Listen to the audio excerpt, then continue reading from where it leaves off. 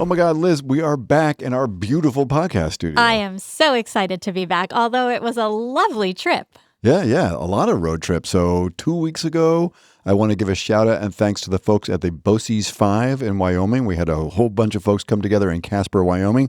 And then I got right back on an airplane with you and we went out to beautiful Portland, Oregon. It was wonderful. You made it out there safely and back. I was a little nervous. You were flying out of Newark, but you made it there. It was wonderful. You know what? Newark was great. That's what I heard. You said it was fantastic. So a big shout out to those folks. That was the AI Empowered EDU. We did some keynotes and some panels and all sorts of good stuff. You did a great session on AI and project-based learning and personal interest projects. So this was hosted by 3 educational service districts. It was Multnomah and Clackamas and the Northwest Regional ESD. Awesome. All right, listen, so let's just jump in. Last week, we heard a episode that my old friend from many moons ago, Dan Noyes, came and joined us. Hope folks enjoyed that. He gave a shout out to your mom, Kitty, which was great. She was very enamored by it. So Dan and I opened up with a story. Actually, it wasn't the open, it was the Bright Bite, about a brain-to-voice device that's helping people bring back their naturalistic voice if they had speech just by stuff that they think. So kind of like the Neuralink work, but very specifically for this purpose. And actually, we're going to open with 2 similar kinds of stories about how AI is giving voice in unlikely places. All right. Yeah. So let's start with a piece from the Times. This is Trees Find Their Voice in AI-Powered Chelsea Garden. Okay. The Avanade Intelligent Garden uses AI to let visitors talk to trees. Each of the 12 trees is fitted with sensors tracking environmental conditions like soil, pH, moisture, and air quality using an AI interface called Tree Talk. Love it. It's Tree Talk with ChatEDU. Guests can text questions to the trees and receive live responses about their health, most currently thirsty due to dry spring. Yeah, this is really interesting. The initiative aims to boost survival rates of urban trees, many of which die within a decade. So the designer, Tom Massey, emphasizes that AI is being used here not as a threat, but to foster deeper, more personal connection between people and nature. And the tree that we were talking about when we were out in Portland is a tree at Trinity College, Dublin. And so I believe it is the oldest tree on campus. It is 200 years old. Yeah. Groundbreaking project that harnesses environmental sensors and an AI device to, the tree is called the London Plane, standing proudly at the heart of the campus. And I was just in Dublin a few weeks ago, as you know, and I didn't talk to the tree. What a missed opportunity. Missed opportunity. Get back on that plane. Get yourself down to Newark and get on that plane. That's right. Kitty, let's go. Yeah, so, it's funny because on the podcast, we've talked about talking to a lot of unusual entities, meerkats, whales, dolphins, celestial, like aliens. Yes. But this is the first time we've talked about talking to trees. We're going to be able to communicate with everything all the time now. Yeah. Even you and I. I'm crazy. Unmediated by AI. But I'm thinking about how, people say plants grow better with conversation. Sure. Now the plants can talk back to you. How cool. Dude, water me. I'm thirsty. All right. So now here's another unusual story about bringing voice back. Very dramatic, right? So the title, this is a piece that was covered in the New York Times, but I saw it all over the place. AI generated likeness of a murder victim, right? A little heavy here. But I pulled this story in because there's something kind of nice about it too. So the murder victim kind of forgiving his killer in court through an AI video and voice. So in a landmark moment in courtroom technology, digitally recreated likeness of U.S. Army veteran Christopher Pelkey, killed in 2021 in a road rage incident, delivered his own victim impact statement during the sentencing. So not during the trial. It wasn't influencing innocence or guilt, but during sentencing, mostly for the purpose of forgiveness. It was created by his sister using an AI tool or series of AI tools and old footage. The video opened with a clear disclaimer: I am a version of Christopher Pelkey recreated through AI that uses my picture and my voice in my profile. It's interesting. So the avatar expressed forgiveness to the convicted shooter, saying, "In another life, we probably could have been friends. I believe in forgiveness and in God who forgives." The judge, Todd Lang, was clearly moved and remarked, "I loved that AI. I heard the forgiveness, and I know Mr. Horcasitas appreciated it, but so did I." Some praised it for the emotional power and innovation, but legal experts warned it could set a risky precedent. I'm a true crime fan, and this was all over the podcasts and in the true crime world. And, really, it's questionable. I mean, would that person have forgiven? The family feels very, very confident that Christopher would have forgiven his killer. So, I mean, could be a slippery slope as to, imagine if we start using these victim impact statements and they aren't kind, right? Well, very often you and I say, I remember covering this odd story, think about the Pope a lot lately, about a piece where, remember in the confessional, there was like an AI priest that was, giving confessional and being Jesus. I mean, we are just living in this experimental age where we're able to do things that are novel and curious and interesting and impactful, but it doesn't mean it's a good idea. So, right. Yeah, Andre, I've dropped a photo for those of you who watch on Spotify or on YouTube of Christopher Pelkey, just so you get a little bit of flavor of what he looked like, because it's a really interesting, kind of very capturing image. Now, speaking of capturing images, let's lighten it up a little bit, okay? All right, please do. Yeah. So I noticed Professor Ethan Mollick, he posts so much stuff on LinkedIn. It's fantastic. But maybe last week, maybe 2 weeks ago, because we used this a bunch when we were in Portland, he posted that one of the interesting new things that you can do in ChatGPT's O3 reasoning model, brilliantly named, yes, right? Yeah, just conveys O3 reasoning. So one of the neat things that you can do in that reasoning model is some new AI image work. So we already covered the idea that in 4O, we could create an action figure version of you. I think we did a comic strip of you knitting with 3 hands, and then we can fix the hands. I mean, so all with a lot of fidelity and control around text. So all sorts of cool stuff. But in O3, you can create New Yorker-style cartoons. We did a bunch of them over the last couple of weeks while we were out in Portland. Yeah, super fun. Great stuff. So I dropped into the old ChatGPT. I said, given everything you know about the ChatEDU podcast, can you create a funny and novel New Yorker-style cartoon? And it thought for 34 seconds, Liz. And then it created, and again, Andre, this is for folks on Spotify who watch us. I will go into the feed, but Liz, maybe you can just describe it for us. Yeah, so there is a male podcaster, a Matt, and a female podcaster, a Liz, talking to a robot in the middle. In the blackboard behind it says ChatEDU, AI in school. And the caption is, our AI guest promises his lesson plans are only 10% hallucination. Although promises is spelled wrong. Oh, look at that. You're going to fix that, though. You right? could fix that very easily, which is great because you've got that kind of control. Yeah, so kind of cute, like very New Yorker style. It's a little totally the New Yorker style, black and white, Now, it does this kind of, I don't want to call it fake metacognition, but it's fake metacognition. So it does this thing where it displays what it's thinking, which is funny because it's really just a bunch of zeros and ones, but, it makes us feel better. Right. And so it says the user wants a funny, this is as it was doing its, what did we say, 34 seconds. The user wants a funny and novel New Yorker-style cartoon about the ChatEDU podcast.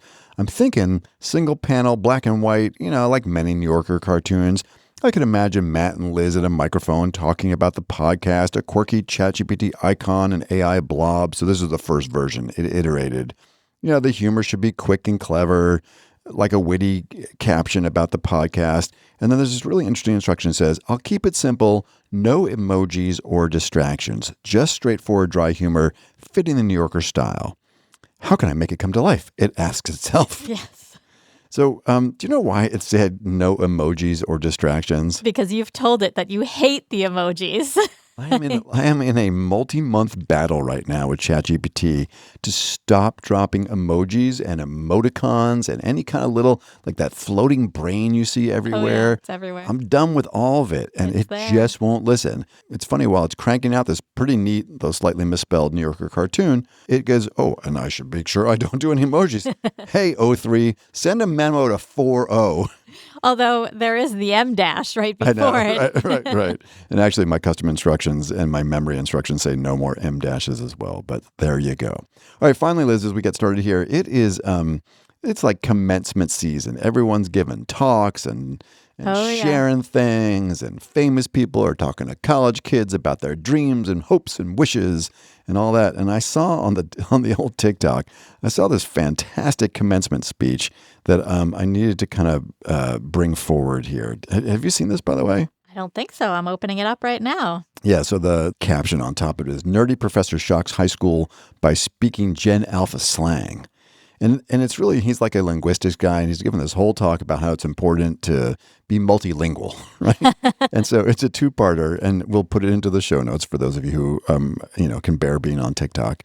But it's funny. It's really, really funny. No cap, speaking another language lets you go off, turning you into an absolute conversational rizzlord. So yeah, chat, that's the sauce. Keep cooking, stay goated, never be mid, and FR, study hard and go rizz up that knowledge. How awesome is that? That's fantastic. I love it. I'm Matt Mervis. And I'm Liz Rade. And this is ChatEDU, a podcast about AI and education. In today's episode, screens, hallucinations, and steak sauce. Okay. The current AI debate will unpack a hard-hitting opinion piece published in the New York Times. But first, in the news, we'll think through some recent observations Sam Altman of OpenAI shared about how Gen X, millennials, and even boomers use AI, and what the youngins' use cases tell us about AI portrait of the graduate skills. Then we'll go straight to Beneath the Surface as we agree and disagree with a recent New York Times opinion piece titled AI Will Destroy Critical Thinking in K-12. And this is one of those pieces where we're going to weave in a whole bunch of related news hits. We're talking about everything from the latest news regarding hallucinations and why they're not going away, to a student who is suing their college for their professor's AI use. So buckle up. And of course, Matt, we'll end with another awesome Bright Bite. Love it. All right, Liz, this one was around quite a bit. The title is OpenAI CEO Sam Altman says Gen Z and millennials are using ChatGPT like a life advisor, but college students might be one step ahead. OpenAI CEO Sam Altman says different generations are using ChatGPT in markedly different ways. Older adults, they use it as a Google replacement, right? Which sort of makes sense. It's like, how do I do this? And I just ask ChatGPT. Millennials as life coaches, and college students, especially those 18 to 24, as an operating system. Altman noted that many young adults have developed sophisticated workflows with ChatGPT integrated into daily life, schoolwork, and even personal decision-making, which kind of mirrors that Harvard Business Review story we shared, where lots of folks are kind of using these tools around agency and purpose. So they often save or memorize complex prompts and connect the chatbot to personal files, and I think probably soon with agents to other applications. They consult it regularly on everything from relationships to business strategies. They don't really make life decisions without asking ChatGPT what they should do, he said. Wow. Well, according to OpenAI, more than 1/3 of U.S. users in the 18 to 24 age group are actively using ChatGPT, and that's more than any other demographic. So this age group benefits from ChatGPT's memory, which allows the AI to track ongoing conversations, personal details, and social context across interactions. And while some experts warn about the risks of emotional over-reliance or misinformation, which are labeling LLMs as inherently kind of sociopathic, others find this general embrace of AI both innovative and inevitable, likening it to how youth once rapidly adapted to smartphones. For educators and policymakers, it underscores a key shift. Gen Z isn't just using their AI, they're building their life habits around it. Wait, but Liz, I'm confused because aren't all students just cheating their way through college? Aren't they offloading all their cognitive skills so that they can't remember how to use any multisyllabic words because they become so dependent on ChatGPT? I mean, let's just rattle off a few headlines just this last basically 5 days, right? Yes, we are in a ChatGPT crisis from the Chronicle of Higher Education. The full-blown existential crisis AI has unleashed on higher education from New York Magazine, which is the everyone is cheating their way through college. ChatGPT is causing an educational crisis, again from Inside Higher Ed. The cheating vibe shift, how AI is changing academic integrity. These are all mostly higher ed. And actually, we're going to do one later on in the show here, which is basically AI is killing all critical thinking. So I'm confused, Liz. You're saying that these kids are using AI in significant and important ways, but the rest of the world is saying that we've all become stupid And AI is just basically, I'm a little worked up, aren't I? You are. I think we've both gotten a little worked up over the past week quite a few times, and we've gone on some personal rants together because it's not true that they're just using it to offload all of their work. There's a ton of critical thinking going on. Yeah, no, Liz, I agree. It's not, it's just everything is sold as a binary and it's not that simple. So I thought what we would do just for yucks here is to go through some of what Altman suggests about how especially these 18 to 24-year-olds are using ChatGPT and then compare them to what we would call portrait of the graduate skills. Now, it's interesting. As I travel around the country and you as well, some places like in the East Coast and then when we're out in Oregon, POG or Vision of the Graduate, these are basically the transferable skills that we would want all kids to know and be able to do. So whether you call it something fancy or not, in reality, every school district, every parent, every teacher, if you said, hey, what are the 5 things that kids need to know and be able to do, you're going to get a pretty consistent list. So let's run through a few of these. So one that we see a ton is responsible decision-making and self-direction. That's a skill that we would want kids to have. Absolutely. Right. So when young people are consulting ChatGPT as they examine these major life moves, it's not like they're not talking to their parents or their friends, but they are reflectively thinking. They are using this kind of 21st century version of seeking mentorship. They're like, here's this tool that will be in dialogue with me and help me think through a life decision. Oh, 100%. They want to make a thoughtful, informed decision. And so instead of, it's not going to come as a surprise, but 18-year-olds don't love the advice of their parents. But again, when it comes from something else that sounds authoritative, whether it's a friend or a chatbot, like they might listen. Yeah, we've had many parents say to us, like, it's exactly what I tell my kid, but AI tells them the same thing and they get it. So I agree. Start listening. All right, what else? What other kinds of POG skills do we see in Altman's description of how 18 to 24-year-olds are using these tools? Yeah, innovative thinking, taking initiative, self-direction. These are all other skills. We talked a little bit about self-direction, but, taking initiative, but turning ChatGPT into their own personal operating system where they are linking files and streamlining workflows and developing efficient systems, that's innovative. They aren't just tech savvy, they're designing their own productivity environments. And that's exactly what we want them to do. Take initiative and solve the problem that's in front of you. I think you can even take that same strategy or set of strategies and then go a step further. So this idea that they are literally memorizing these very complex prompts and or creating custom GPTs, that is a form of both critical thinking and lifelong learning. And every portrait I see, and we'll talk more about learning to learn, but these are all really present. So you're kind of holding on to these advanced prompts or writing these custom instructions. This is really deep, whether they recognize it or not. It's metacognition, right? They're not passively using AI. They're learning how it works. They're thinking and adapting to the needs that they have relative to these tools. And so this is really the heart of being a lifelong learner. I think we see it all the time in our own personal use, because I'd like to think that Liz and I use it like the 18 to 24-year-olds do. We're pretty savvy. All right, what else we got? Communication. When a student asks ChatGPT how to prepare for a job interview, structure a thesis, they're showing the self-directedness that we want them to have and want every graduate to have. And they're practicing clear communication, even if it's with AI, right? The critical skill of clearly communicating is so important with AI. It's all about the prompt. It's all about the context you give it. It's all about how you ask for what you want, or you're not going to get back what you want. And then they're practicing conversations in ways to, whether it's for an interview or a tough conversation with a partner or a professor, like they're practicing all of these communication skills. So again, it's all about the communication. Right. Now, will it take a little while for people to wrap their brains around the idea that they will both communicate in person, but also with a tool that is able to mimic the style? It's also a great place to practice. And we're not saying like all clear communication ends with a chatbot, but certainly a good foundation. My stepson has been, kind of working on some of his interview skills and struggling a little bit. And so starting to do some practice with like live back and forth with a voice-based chatbot. What's interesting too is that it's not like Altman is just theorizing around what these patterns of use look like. They have the data. Just like we covered a story a couple weeks ago in Claude, they have millions and millions and tens of millions and hundreds of millions of chat interactions. They know the demographics. They know everything about the use cases. They know the custom prompts that they're writing. So it's kind of grounded in a pretty massive data set. Another one that's a little interesting is kind of in the SEL. I think most of the Portrait of the Graduates that I see have something around, emotional empathy, intelligence, EQ, all that good stuff.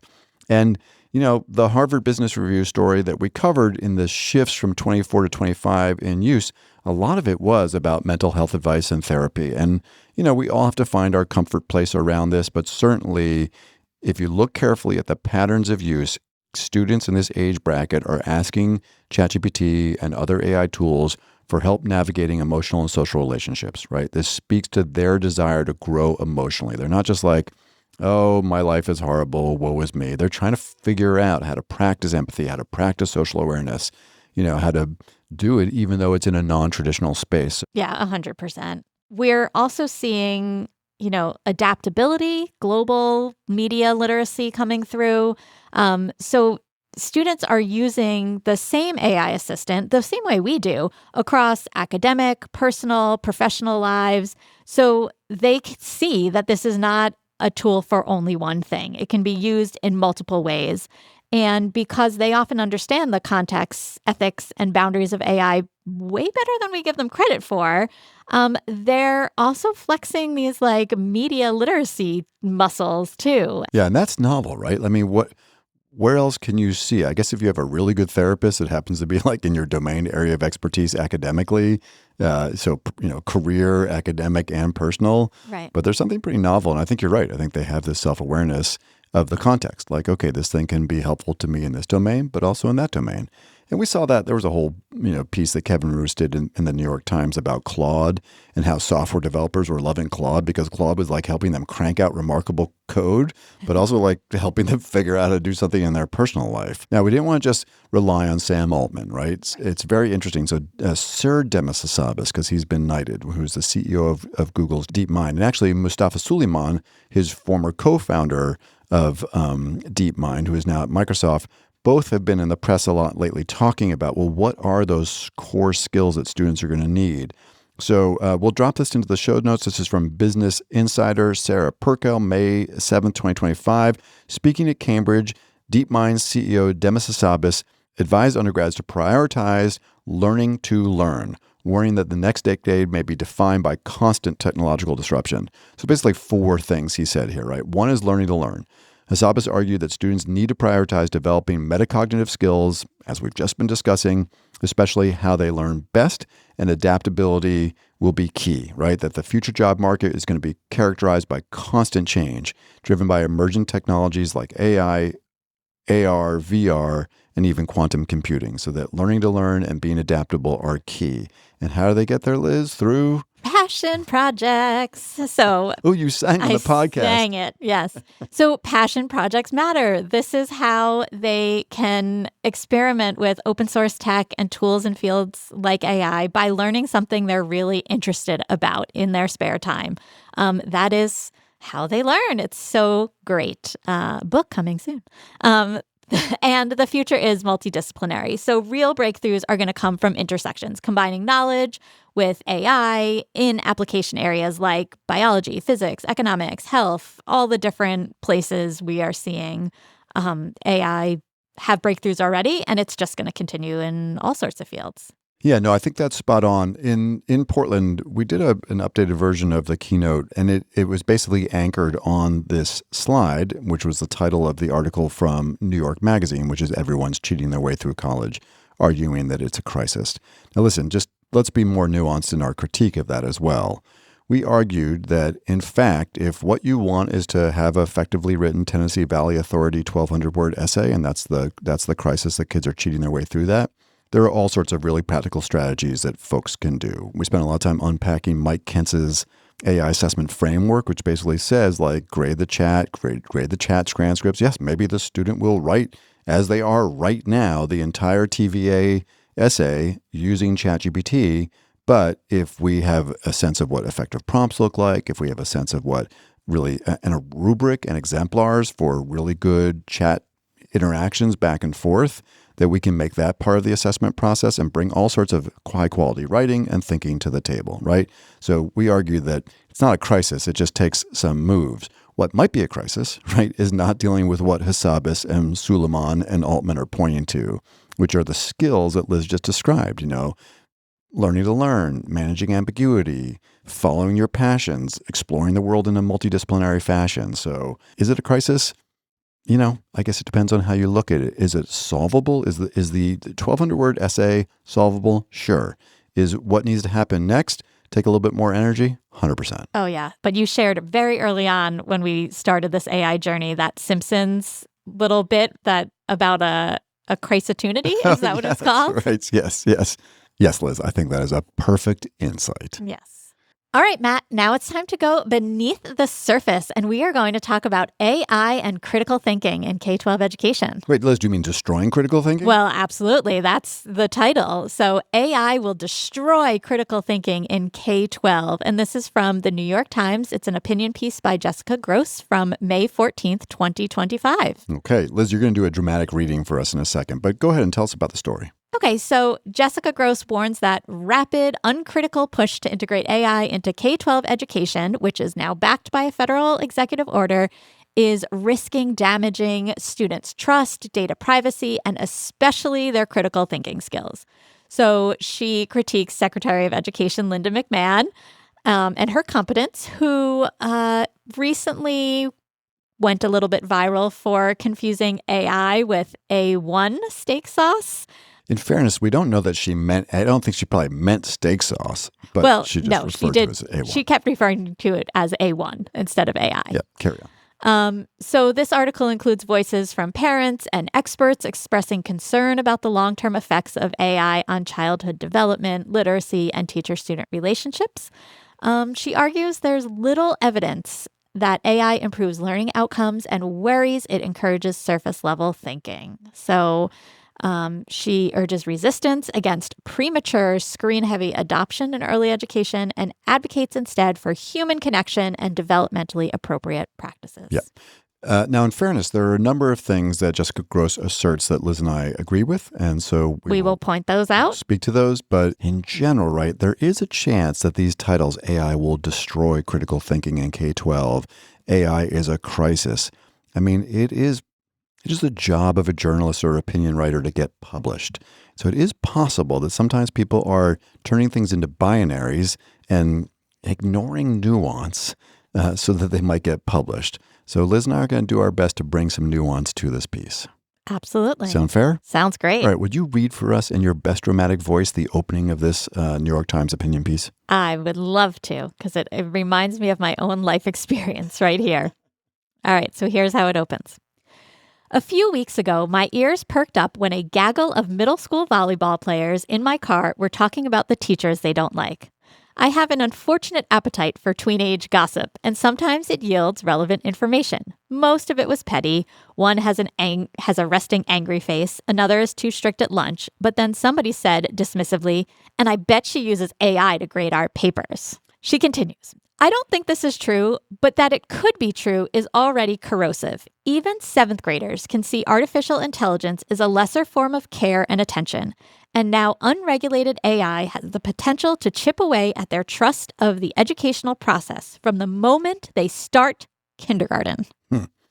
I wish, right, that this had been the focus of a good piece. It's interesting because it's like the kickoff, and then we're going to go into these 7 or 8 or 9 or 10 or 15 or 150 critiques of AI in education. This is an important one. The erosion of trust between teachers and students around the good for me but not for thee is huge. We've covered it multiple times. And funny enough, in the same exact publication, the New York Times, where Ms. Grose wrote her opinion piece, days later, a story was published with the title, Northeastern Student Demands that Tuition is Refunded Over Professor's Undisclosed Use of ChatGPT.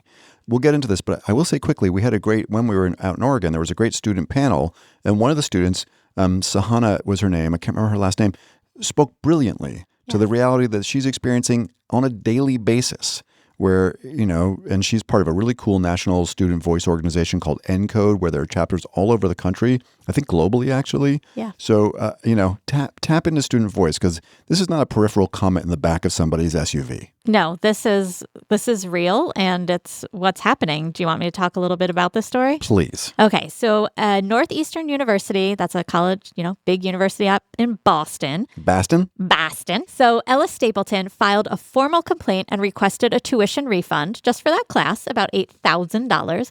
After discovering her business professor, Rick Arrowwood, used generative AI tools like ChatGPT, Perplexity AI, and Gamma to create lecture materials without disclosing it. So Stapleton, the student, said there were AI tells like ChatGPT prompts left in the middle of assigned readings, hallucinated citations, bizarre images. She did not get the refund, but Northeastern did acknowledge the need for transparent use, and the professor admitted to a lack of diligence and now advocates for clear disclosure. I bet he does. Yeah. He's going to proofread those things a little I woke closer. up the next day and I realized there should really be more clear disclosure. Yeah. But this highlights a reversal in AI-related classroom concerns where, usually we're hearing about how students are using it and it's so terrible and they're cheating, but this is now students criticizing professors for using the same tools that they are told not to use. Yeah, this is showing up everywhere I go. Yes. And it's interesting because you and I both are involved a lot with school districts, helping support them in writing either board policy or student-facing guidelines. And, the teacher piece would be like a quick hit. It has turned into less than a quick hit because of this dynamic, right? There's a real rush for many of the kind of wrapper companies to sell teachers on automating AI grading. Actually, I just saw a bunch of the companies coming out of Y Combinator, which is sort of a famous startup incubator. A lot of them were focused on AI and grading. When most teachers, I often play a little TikTok clip that says, hey, I just graded 150 papers in 2 minutes without a rubric or an answer key. And a lot of teachers really grimace at that because, they want to know where their students are at. They want to be part of the assessment feedback cycle. Then again, it is a big piece of time. So it's not simple, but requires attention. Now, interestingly, let's just jump across the globe and go to China. So we've covered China a couple different times for different reasons, but the Ministry of Education has updated some work that they announced just months ago that we covered here on the podcast, the 2025 guidelines to standardize and expand AI in K-12 education. So the first is about spiraling K-12 AI education. But the second one that was really new and interesting is around the regulatory use of AI in classrooms, banning unsupervised student use in the primary level, which we and I think Jessica Grose would agree with, and importantly, prohibiting teachers from outsourcing core teaching duties, including assessment, or inputting sensitive data into AI tools. So, at some level, the executive order that Ms. Grose writes about is informed because of work that other countries, including China, are doing. But interesting that they picked up that second piece, right? Yeah, I like this. And I think it's something we could get on board with, right? There shouldn't be unsupervised student use at the primary level. And teachers shouldn't be outsourcing core teaching duties, including assessment or inputting sensitive student data. This is all very, very logical and makes good sense and creates a safe and inclusive digital environment. Right. And just requires a group of smart people, including students, sitting down, saying what are the rules of the road, and let's be transparent about it.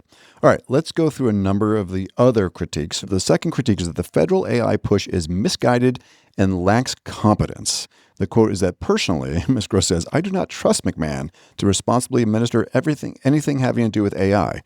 Wrestling, maybe, but not AI. Yeah. That's my parenthetical, not hers. Yeah. All right. I mean, what do you think? It was not great that the clip went viral where she kept saying A1 instead of AI. And it gives districts a right to be wary. That was a major blunder and a major mistake.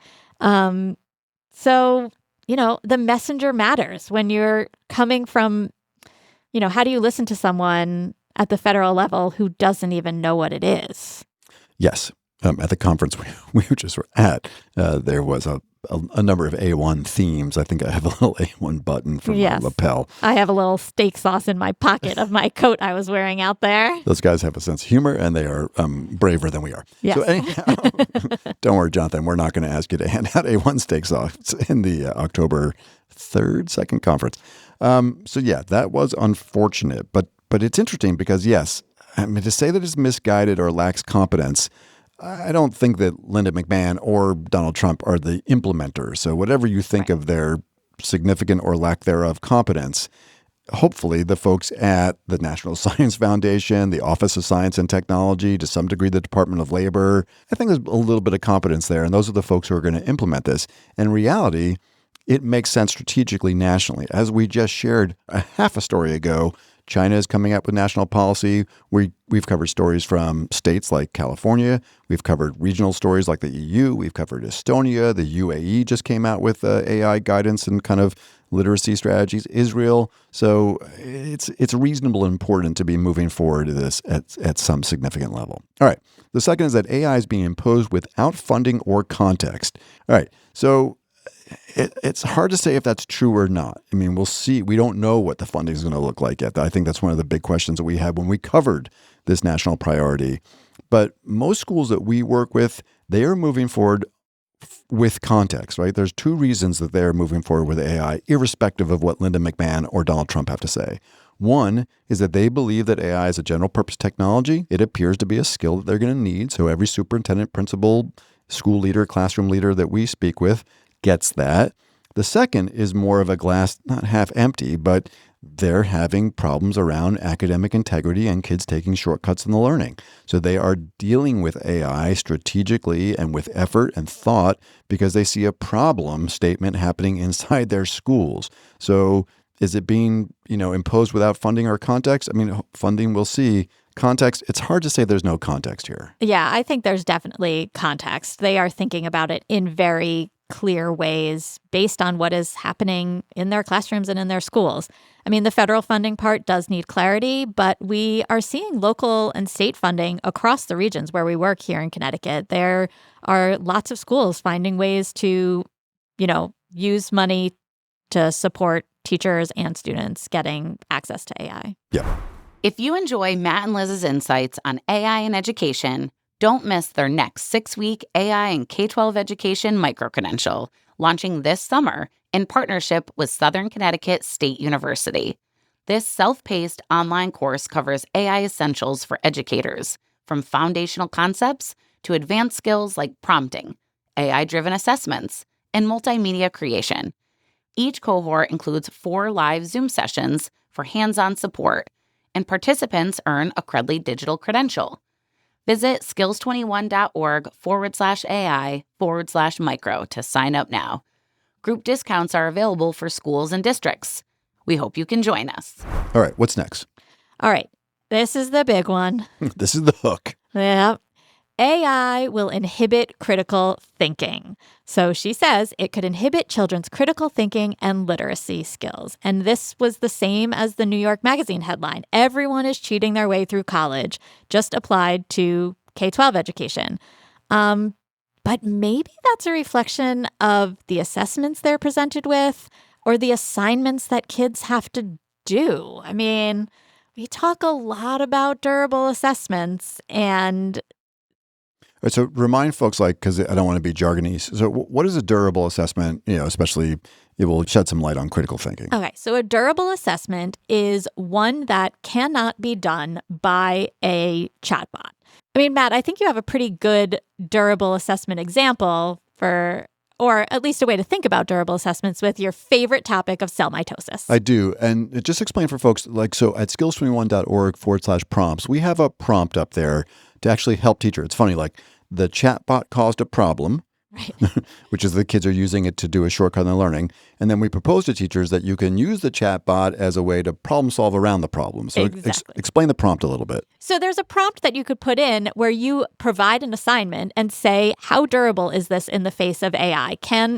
Give it a rating from 1, like a chatbot can totally do it, to a 5, no chatbot can touch this. And then we also prompt the AI to give you some ideas to make it even more durable.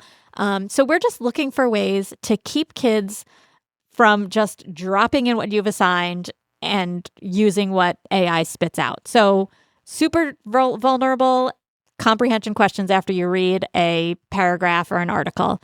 Super durable, having to act out a process or have a full-on debate where they can't use anything in front of them. Sure. Oral presentation, construction of something, all sorts of ways that things can be durable. Personal interest projects. Thank you for characterizing the prompt. So I have the same assignment I use over and over again when I'm training with this because it's just an easy reference point for me. It's not obviously vulnerable. Like the Tennessee Valley Authority essay is obviously vulnerable because a chatbot a kid can write it. They can throw it through a humanizer. It will clean it up so it can't get spotted in a detector. I mean, the whole cat and mouse game is like toast. Forget it. But take something a little bit more nuanced. So here's a cell mitosis activity for 8th graders, right? They look through a microscope. They look at this onion root tip. They have to describe stuff. They talk to their friends. Then they do a draw, label, and explain of a cell. And then they go home and they do a thing on a Google Doc answering some questions. And so I speak with teachers before we drop it into the prompt, like what parts of this seem durable and what seems vulnerable. And like the microscope is super durable. The talking with your friends is durable, right? The draw, label, explain. If you've got Goth or, Google Lens, you can sneak your phone, take a picture, and it will answer the questions for you. And the home bit is obviously vulnerable. So we drop it into the thing and it scores it and it always gives it, somewhere between, by the way, always different because AI is not consistent as a grading tool. It will give it somewhere between like a 2 and a 2.5 typically, right? Now, part of what we thought was interesting, Liz, is the problem there, if you think of Grose's whole premise or whole argument is that AI will destroy critical thinking, we might wonder aloud, was critical thinking present in the first place? If we care deeply about critical thinking, right, and the chatbots are shortcutting it, if you look at the assignment, like, was it a critical thinking assignment? So I try to do something I thought was mildly clever, which is to take our durable assessment prompt and drop all the durable, vulnerable bits and just have it be a critical thinking feedback tool, right? Do you want to give folks a flavor? Yeah. So the prompt says, you are a world-class expert on teaching and learning with respect to critical thinking. I'm seeking your expertise to evaluate an activity from my classroom, focusing on its ability to foster critical thinking. And then you put in that activity for review and ask to provide audit results, including critical thinking score. Rate the activity on a scale from 1, unlikely to foster critical thinking, to 5, likely to foster critical thinking, based on your understanding of the field. And then asking for enhancement suggestions or strategies or modifications to make the activity more suited to support critical thinking, thereby increasing the need for human engagement and higher order thinking. And we always end with, your guidance is invaluable to ensuring our curriculum remains engaging and effective in an effort to support students' 21st century skill development, with a solid thank you at the end. Right. I'm covering people. Yes. All right. So as I said, typically, Grose's argument is that kids will use AI to shortcut critical thinking. And here's an example of an assignment where they could shortcut that critical thinking. Now, we flip the script for a second and take that same exact assignment and have the chatbot give us feedback on its innate capacity to deliver critical thinking. And Liz, what does it get? 2.5. A 2.5. Right. I mean, the activity you described it's all just identifying and recalling information. There wasn't a lot of critical thinking in that activity in the first place, right? They're drawing what they see, they're labeling what they see, and probably answering some questions on facts about cell mitosis, right? Like nothing there is really making them, when you think of that Bloom's taxonomy, they're not going into the analyzing, evaluating, or creating something. And those are the highest levels. They're recalling and identifying. So, not a great activity anyway. Yeah. So listen, there may be a crisis in critical thinking in American education. The chatbot may only simply be revealing it to us. It is a mirror back to the curriculum. And listen, this is just one silly activity, right? There's all sorts of cool stuff, where teachers are doing amazing projects and hands-on tasks and durable assignments, et cetera, et cetera. But I think, before we just say AI is, destroying critical thinking and all other higher order thinking skills, we might just kind of start looking at the curriculum itself and seeing, because in reality, if we made the assignment more durable, it would also foster more critical thinking, as you said, everything up the scale on Bloom. All right, I think we get the point across. Now, here's a place where we could not agree more. AI systems hallucinate and make teaching errors. This is a problem. Yeah, this might be the most valid point of the whole piece. Hallucinations are an issue, and it's getting worse. So There was just an article in New Scientist by Jeremy Su titled AI Hallucinations Are Getting Worse and They're Here to Stay. And that was from May 9th, 2025. And so new models like OpenAI's O3 and O4 Mini are hallucinating more often, up to 48% of the time, despite reasoning upgrades. And, there's experts that say this may be due to increased model complexity, which adds more failure points, and their tendency to confidently fill in missing facts using general knowledge. These issues appear intrinsic to how large language models work, and efforts to reduce hallucinations have not kept pace. And so it may never be fully reliable for factual content.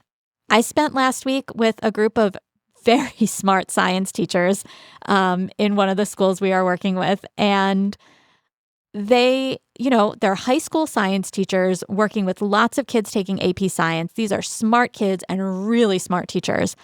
And they were kind of like, well, what good is AI for my students if it is hallucinating? And they were not kind of right. They are right? They can't rely on it to reinforce content, to use as an exit ticket and have conversation back and forth. Sure. There's not a lot of room for debate in science over what they're learning. And they were kind of like, where do you see it student facing for my students for it to be helpful if you're telling me 48% of the time it's hallucinating? And the deeper you get into real science, the worse it gets. I mean, little bits of good news. I've been playing a little bit with Gemini's model, which I think is getting stronger and stronger.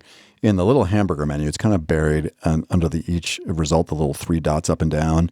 There's a thing called like double check or double fact. I can't remember. Google has this is a thing that they're trying to differentiate Gemini in education, in part because it's data privacy compliant. Also, I think Notebook LM is doing a brilliant job in this area. But let's carry on. We agree, it is a problem. All right, now another lens on this, Liz, is this whole brown nosing thing, right? Yeah, I mean, it is super flattering and doesn't ever want to say no or disappoint you. So it can lead to dangerously incorrect responses. Yeah, that's a piece called AI Brown Nosing is Becoming a Huge Problem for Society from Futurism. We'll drop that one into the show notes. These are basically 4 quick hits on AI. All right, so the next one is, how do large language models internalize specific literature in the citation process? So this is one where people are getting busted all the time. But, one of the places that AI does some of its most special hallucinating is in citations, whether it's academic citations or in, legal case studies where people present stuff. So what's going on here? Yeah, I mean, AI will hallucinate citations by generating fake but plausible references. So especially when relying only on their trading data. So there was an analysis of nearly 275,000 generated citations, and researchers found these models often favored highly cited recent papers with short titles and few authors, which mirrors and amplifies human citation bias, which is called the Matthew effect, which I read all about yesterday. Though many of these references don't exist, they align semantically with input text, suggesting convincing hallucinations rather than random noise. So bad. And when we've seen hallucinated citations, they're close, right? Like it'll be an author who was writing about that topic, but it's just not the right title, or the journal doesn't exist because it is just like prediction. It's bad. It's really bad. It would really suck, Liz, if one of the large language models like OpenAI, companies like OpenAI or Anthropic was like in the middle of a lawsuit and they submitted a legal brief to the court where they had a fabricated AI citation. Stop your imagining, because it happened. So a federal judge ordered Anthropic to explain a court filing that allegedly included an AI-generated hallucination, a fake academic citation used in its defense against music publishers suing over unauthorized training data. So the expert, who was likely aided by Anthropic's Claude chatbot, cited a non-existent journal article to support statistical claims. Good times. That's from Reuters. We'll drop that one in the show notes too. So yes, Ms. Grose, we're with you 1,000%. AI hallucinations are a problem, and it's one that we think a lot about. All right, carrying on. No solid evidence that AI improves outcomes. This is tricky, right? She's really referencing the study. It was this like math study in Turkey where kids had ChatGPT, did stuff faster, but they didn't have durable knowledge in it. This is going back and forth all over the place. Yeah. widely publicized over LinkedIn. In the last 2 weeks was a new meta study. In fact, Mustafa Suleyman himself put it out, said the TLDR is that researchers found that ChatGPT has a huge positive impact on student learning performance and a moderate impact on both learning perception and higher order thinking. And then a whole bunch of people attacked that study. I mean, these are going to go back and forth. And at some level, right, we just need to go with our gut, go with what we see in front of our own eyes. Think a little bit about the Sam Altman observation we did on the Portrait of the Graduate. But have you ever had a teacher come up to you and say, oh, I have this 12-year-old kid and they're using advanced voice mode and they're interested in a topic and they just have a 45-minute conversation with advanced voice mode on something that they're really curious about and they just wound up learning a ton in 45 minutes? Totally. And those will go back and forth. But, sometimes you do just have to use your gut. Watch kids especially when they're following, when they're doing a passion project or an interest project. Right. They're following their curiosity, kind of look and see what that looks like. And we're also trying to measure it here, right? So yes, there's all these going to be these meta studies and there'll be fights back and forth. But, we've got 30% of the schools that we work with are piloting some form of student-facing AI, and you're doing some measurement around that. It's not peer-reviewed science, right? But what are you trying to unpack here? I'm trying to find out, where did kids think it was helpful to them?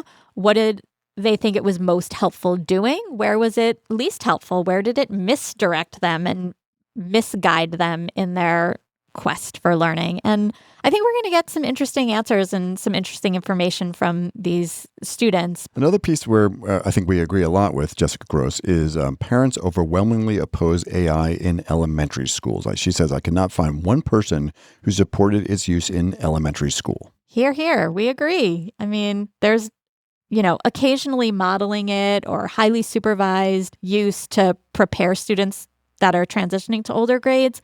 Great. But we don't see a whole lot of reason for kids in first grade to be using AI. But I would say that there's an opportunity for students to develop AI literacy, right? Absolutely. So, we've been working with a number of K-5 teachers around this prompt. It's kind of anchored in the idea of NGSS phenomena. So take something really cool that you see that you hear in front of you, like, Notebook LM's audio podcast feature, right? I mean, it's kind of wild. And so if you're in second grade or third grade, beginning to understand how that works is really interesting. So we have this prompt. It's up on the same prompt library page. We'll drop it into the show notes. We'll show it on the screen. But essentially, the prompt is like you're a world-class curriculum developer. You help students understand the fundamentals of machine learning and Gen AI, using some kind of phenomena. Let's take Notebook LM as a reference. Your goal is to create activities that align with, let's say, second grade standards, focusing on how these technologies work behind the scenes. And incidentally, I'm paraphrasing here, but the prompt says it's not about kids on screens. It's about them kind of exploring this in a hands-on activity format. So I dropped that in with Notebook LM. I got, a series of 4 activities that help students understand, how did Notebook LM actually do that? The first one is about pattern play. It's called Robot Sort. And so, you've got, cards and shapes and animals and themes. You got this big cardboard robot head with a slot that says robot brain. And the kids, take turns feeding the robot cards that match patterns. And this is the introductory of 4 activities where they learn how did Notebook LM make that, but in a way that they are understanding, because this is not going away, despite actually Ms. Gross's next assertion. This is a general purpose technology. It's not going to disappear. And so for K-5 kids, there's a nice opportunity, to begin to understand how this stuff works, right? Right. Her next one then is post-pandemic kids need human connection, not more tech. And I say again, we agree. It's important not to oversimplify this or make this into binary decisions like you can't do both human connection or tech. There's ways to put them together. You can still connect humanly around tech. Yeah, my sarcasm is dripping today, Liz, but can you imagine if there was a framework that helped schools think critically about where tech was adding value and where it wasn't? I think we've talked about it before. Yeah, it's called the SAMR model. All right, so quickly walk folks through SAMR. Right. So SAMR is the first level is substitution, where technology acts as direct substitute with no actual change in anything, so right? It doesn't help, don't use it. Right. Augmentation is where technology acts as a direct substitute with functional improvement. Modification is where technology allows for significant task redesign. And then R is the redefinition. This is where technology allows for the creation of a whole new task previously inconceivable. Yeah.